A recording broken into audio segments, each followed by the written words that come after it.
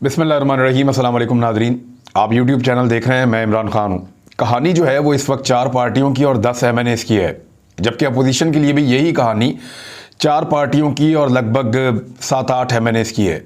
यानी दोनों तरफ कहानी एक जैसी है और दोनों को एक जैसी सूरत-ए-हाल का सामना है। नर्व्स गेम जिसको इमरान खान साहब ने कहा था, उस तरफ खींच खांच के सारे मामले को वो ले आए हैं और अब मामला आसाब की मजबूती के ऊपर है।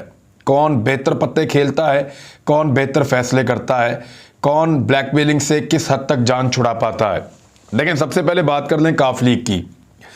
मैंने बात की है उन लोगों से जो मुज़ाकरात के अंदर शामिल रहते हैं, चाहे वो काफ लीग से हैं, चाहे वो हुकूमत से हैं, और बड़ी क्लियर चीज़ें मुझे पता चली हैं, वो मैं आपके सामने रख देता हूँ।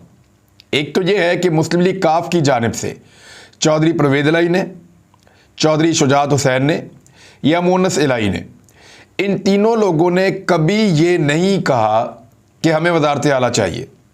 देखिए, हर तरफ ये खबर चल रही है कि वज़ारत आला मुस्लिम लीग काफ मांग रही है और वो वज़ारत आला के लिए ज़ोर लगा रहे हैं।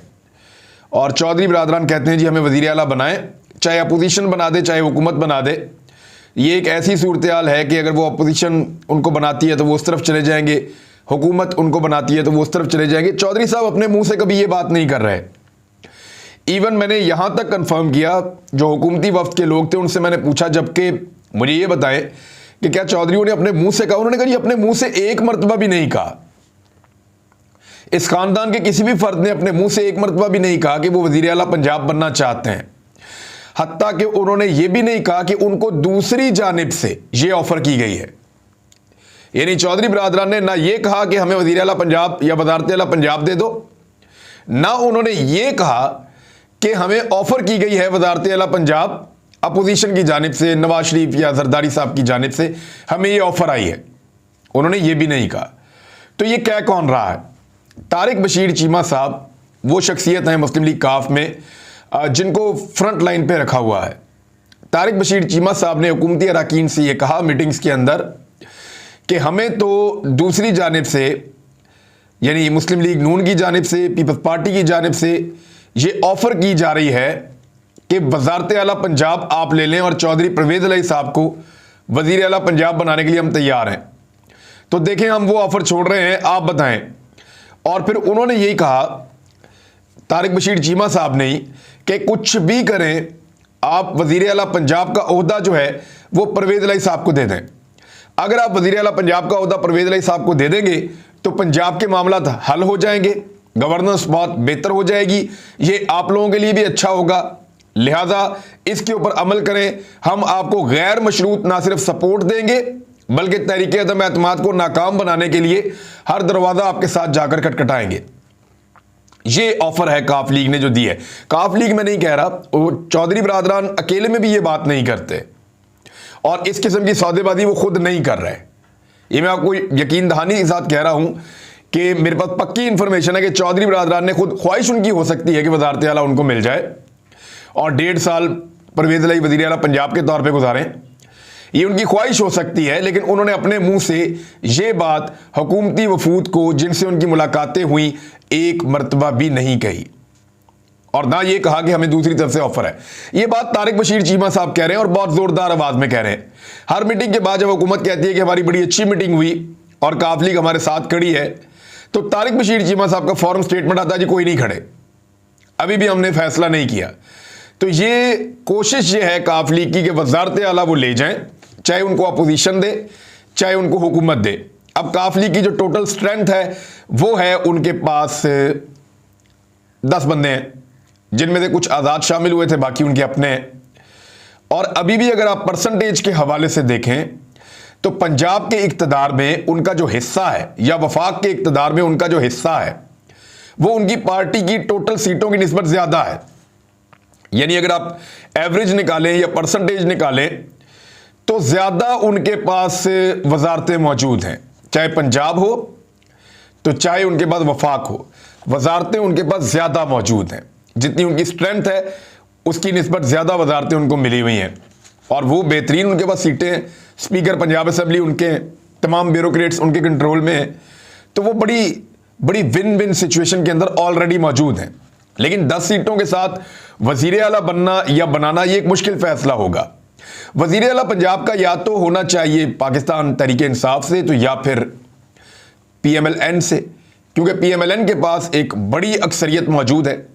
आज़ाद उम्मीदवारों को साथ मिलाने के बाद पाकिस्तान तहरीक इंसाफ ज़्यादा बड़ी जमात बनी है पंजाब असम्बली में, लेकिन इलेक्शन में ज़्यादा सीटें जीती थी PMLN ने, लेकिन उनकी तादाद दूसरे नंबर पे है इस वक्त, क्योंकि आज़ाद उम्मीदवार उनके साथ नहीं गए थे। जहांगीर तरीन साहब उनको लेकर इस तरफ आ गए थे, और यही वो लोग हैं जो अभी भी जहांगीर तरीन साहब उनको कंट्रोल करते हैं। तो मामला यह है कि मुस्लिम लीग नून भी नहीं चाहती कि 10 सीटों वाले को वज़ीर आला पंजाब बना दिया जाए।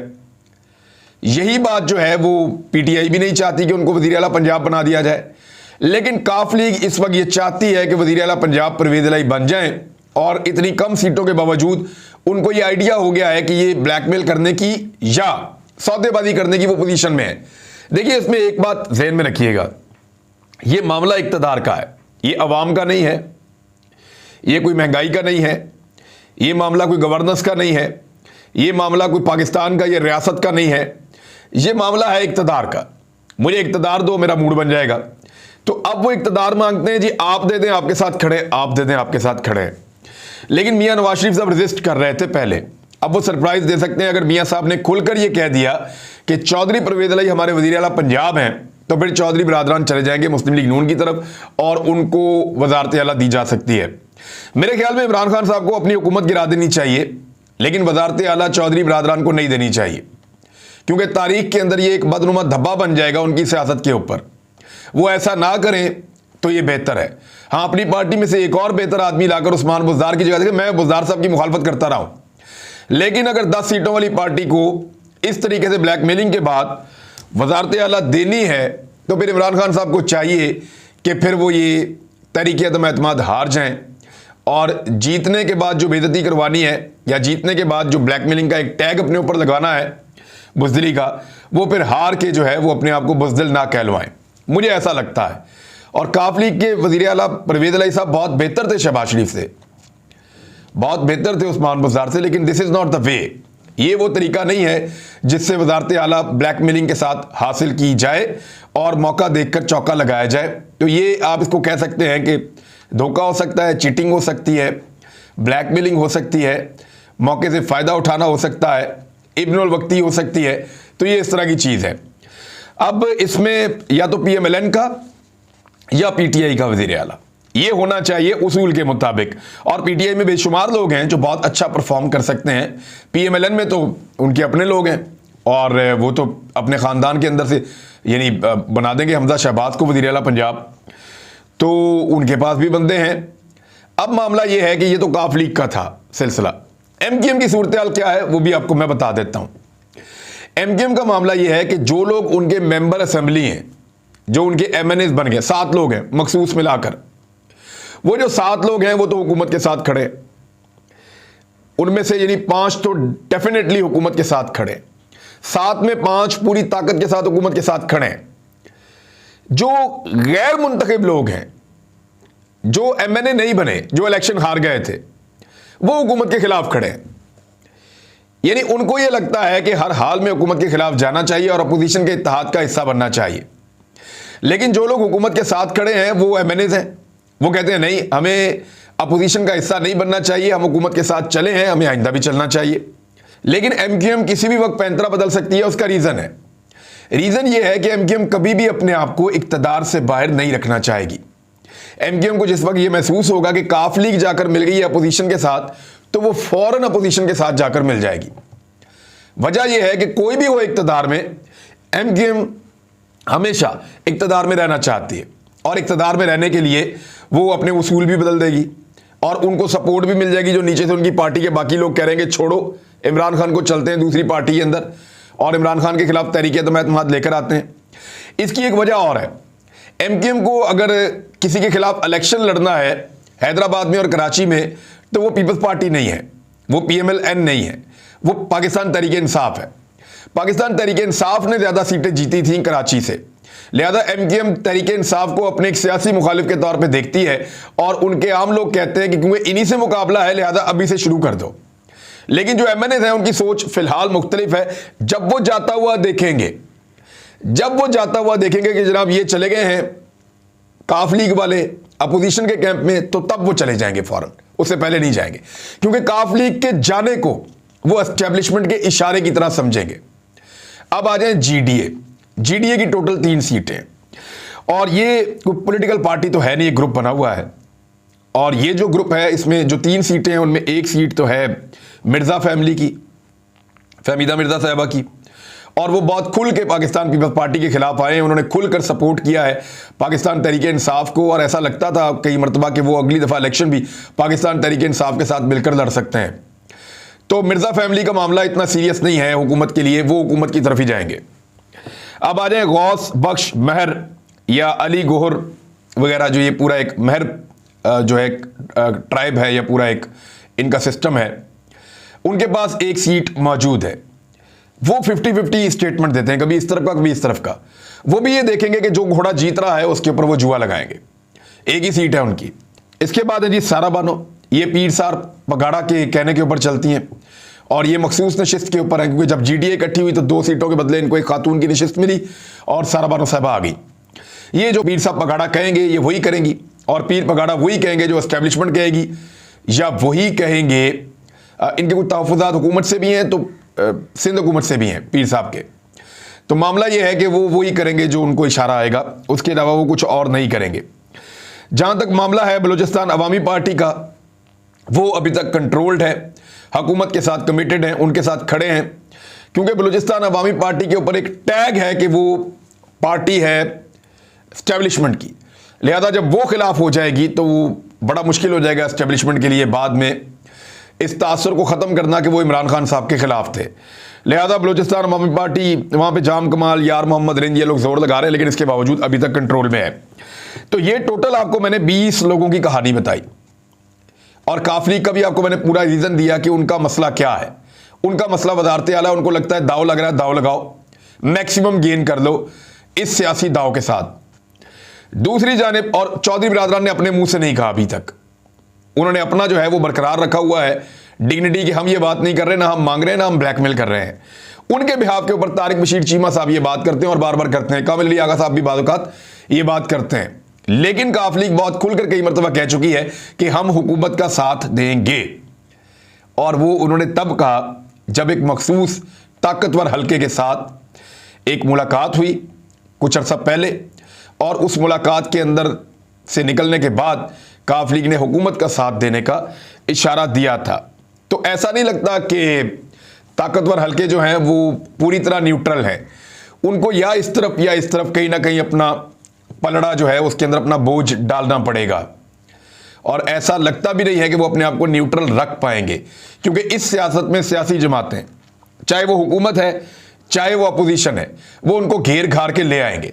अब आ जाए एक और बात पे कि फजलुर रहमान साहब ड्रोन, क्योंकि इमरान खान साहब हर जगह पे जाके ड्रोन अटैक की बात कर रहे हैं, और ड्रोन हमलों के मामले में कह रहे हैं कि मैं क्योंकि आज़ाद करना चाहता हूं पाकिस्तान को, खुद मुख्तार ममलिकत बनाना चाहता हूं, मैंने एक भी ड्रोन हमला नहीं होने दिया, और मैं गैर मुल्कियों के साथ इज्जत के साथ बात करता हूं, पाकिस्तानियों की आज़ादी और इज्जत की कीमत मैं जानता हूं, तो इसकी मुझे खुमियाजा भुगतना पड़ रहा है। अमेरिका और उसके इत्तेहादी मेरे खिलाफ स्पॉन्सर कर रहे हैं इस पूरी तहरीक को, ये इमरान खान साहब तासुर देते हैं हर जगह पे। तो उसके खिलाफ जो दूसरा मीडिया है, सलीम साफ़ी साहब ने कहा नहीं फजलुर रहमान साहब बहुत खिलाफ बात करते हैं ड्रोन के, पहले आदमी हैं जिन्होंने बड़ा जोर लगाया और बाकी सब कुछ। तो माजी जो है और टेलीविज़न का जो मीडियम है ये बड़ा जालिम है। जरगा का एक प्रोग्राम है सलीम साफ़ी का, वो निकाल के लोगों ने लगा दिया सोशल मीडिया के ऊपर। वहाँ सलीम साफ़ी खुद कह रहे हैं फजलुर रहमान को कि आपने दस्तखत क्यों किए उस कागज़ पर जहाँ पे पाकिस्तान में ड्रोन हमलों की इजाज़त दी गई, क्यों? और फजलुर रहमान साहब के पास उसका कोई जवाब नहीं था।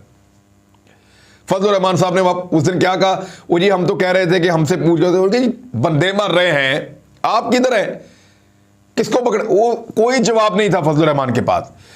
तो मौलाना फजलुर रहमान वो आदमी हैं जिन्होंने ड्रोन हमलों के लिए जो इजाज़तनामा था उसके ऊपर दस्तखत किए थे, ये फजलुर रहमान साहब हैं।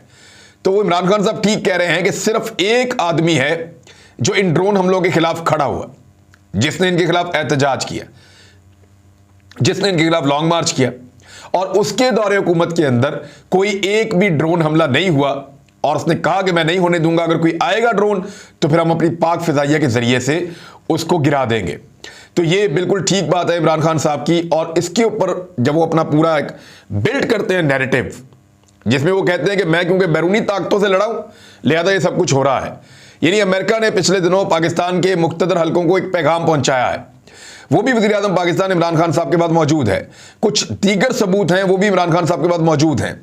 अगर ये तहरीक-ए-एतमाद कामयाब होती है तो ये इतना आसान नहीं होगा, या ये नाकाम होती है तो तब भी ये इतना आसान नहीं होगा हुकूमत के लिए। अगर ये कामयाब होती है तो कामयाबी समेटने वालों के लिए बहुत सारी मुश्किलात होंगी जो इमरान खान उनको इस मुश्किल में डाल देंगे। उनके बाद वो कुछ है कि वो जीतने वालों को नाकों चने चबवाएंगे, ना सिर्फ उन जमातों को जो तहरीक-ए-एतमाद लेकर आ रही हैं, ना सिर्फ उनके साथियों को, बल्कि बहुत सारी दीगर चीज़ें जो है उनके बैरूनी जो मुखालिफिन हैं उनके खिलाफ भी उनके पास चीज़ें मौजूद हैं और वो लाकर सामने रख देंगे इमरान खान साहब। तो तब किसी के पास क्या जवाब होगा, सवाए एक ही रास्ता होगा कि इमरान खान साहब को ऑफ एयर कर दिया जाए और उनके ऊपर उसी तरह पाबंदी लगाई जाए जैसे दुनिया भर में ताकतवर हल्के जो हैं वो अपने मुखालिफिन के ऊपर पाबंदी लगा देते हैं बोलने पर। तो ये एक सेंसरशिप भी लगाई जा सकती है अगर इमरान खान साहब हार गए तो, क्योंकि वो बहुत ख़तरनाक हो जाएंगे, वाकई में हो जाएंगे, उनके पास वाकई वो चीज़ें मौजूद हैं। अपोजिशन अगर हार जाती है, इमरान खान जीत जाते हैं, तो अपोजिशन भी याद रखिएगा बाज नहीं आएगी, क्योंकि जो उनके फॉरेन हैंडलर्स हैं वो अपना पैसा नहीं रोकेंगे, वो इंजेक्शन जारी रखेंगे, वो बाहर से पैसा और सपोर्ट देते रहेंगे और इमरान खान साहब को लगातार मुश्किलात का सामना करना पड़ेगा। कम से कम अगले 6 से 8 महीने उनके लिए बहुत मुश्किल होते चले जाएंगे और बजट पास करवाना भी एक बड़ा दिक्कत आमेज काम होगा। तो मैंने आपको चारों पॉलिटिकल पार्टीज की सिचुएशन बता दी है। 18 मार्च को तहरीक-ए-एतमाद जो है वो उसके ऊपर वोट हो जाएगा, ये आप क्लियर हो चुका है। और साथ ही साथ इमरान खान साहब ने एक बड़ा अहम ऐलान किया है, वो ये है कि जितने भी जलसे जुलूस वो कर रहे हैं उसका खर्चा गवर्नमेंट नहीं पीटीआई उठाएगी। इससे पहले कभी कोई हुक्मरान ये नहीं करता रहा। अब तक के लिए इतने, अपना ख्याल रखिएगा, अपने इस चैनल का भी अल्लाह हाफिज़।